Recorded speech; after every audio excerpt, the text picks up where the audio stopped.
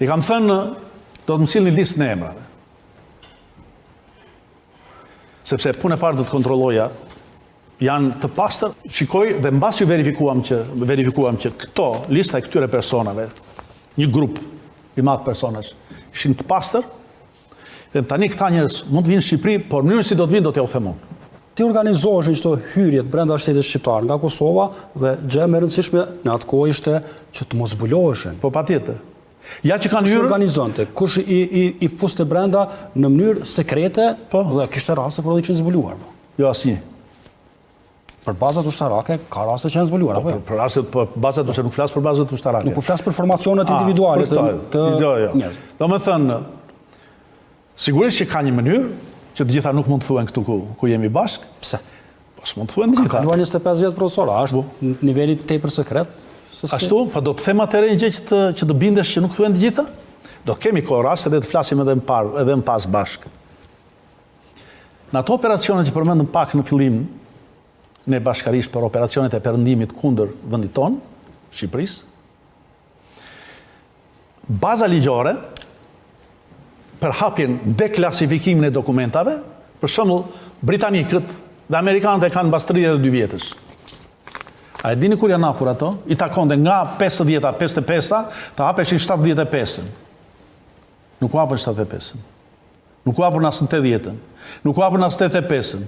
Nuk u hapën as në 90-ën. Ligji tyre, e thot mbas 30 vjetësh.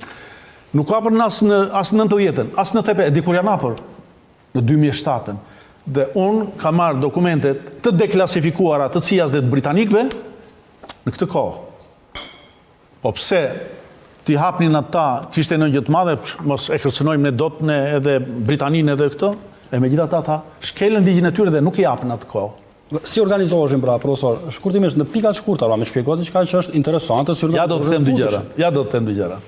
Kur do të vinin një grup djemsh, që kanë janë djem patriot, që unë edhe tani i përshëndes nga këtu ku jam, i kam thënë, do të më sillni listë në emrave. Sepse punë e parë do të kontrolloja, janë të pastër apo mbi ndonjërin prej tyre në rrethana të caktuara, ishte shtet Jugosllavia dhe ishte një shtet policor dhe militar. Dhe mund të bënte gjëmën. Në njëherë tjetër mund të vitë të them edhe gjëra që në opinion nga njerë nuk ashtu. Dhe shikoj dhe mbasi verifikuam që këto lista e këtyre personave, një grup i madh personash, ishin të pastër, dhe tani këta njerëz mund të vinë në Shqipëri, por mënyrën si do të vinë do t'ja u them unë. Ma thuaj edhe mua. Do të them pak, jo të gjitha. Atëherë thuaj shkurtimisht. E para, do vinë ta kontaktoni individin, dhe mbasi të bjerë dakord që do të shkoj për interesat e atë dheut në territorin e Shqipërisë, të gjej mënyrën për të justifikuar largimin, se do thonë njerëz ku vajte ky njeri. Është me këtë punë, është kështu apo jo? Ka një vëlla në Zvicër, ka një motër në Gjermani të martuar, do të gjej mënyrën për të larguar atje. Dhe pastaj atje do të ketë një punë sezonale prej 5 muajsh, aq sa na duhen ne. Dhe prandaj do të vinë do ta prista unë apo dikush tjetër. Dhe në momentin që kemi takuar, ti e ke emrin Liburn? Po. Këtë tutje në momentin që do të jesh këtu, nuk e kem në Liburn, e kam Mali. Me këtë që do të komunikosh, do të thuash unë që Mali. Do të nickname. Patjetër. Kode. Me qëllim që asnjëri prej atyre që do të ishte në trajnim të mos ditë identitetin e shokut dhe secili porositej të mos e pyeste nga je kush je si e ke emrin e vërtet.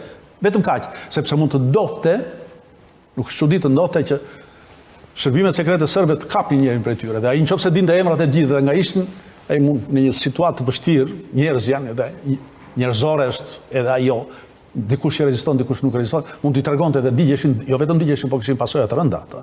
Dhe si ishin zbuluar, profesor, ka informacione që janë zbuluar dhe çto bazat që kishte në Shqipëria, i kishte zbuluar Jugosllavia, pra në Elbasan. Po nuk është ndonjë gjë ata. Unë nuk flas për këto baza. Por këto ishin baza masive ushtarake ku ata i stërvisnin. Kjo është çështja e Ministrisë së Mbrojtjes, jo e shërbimit sekret.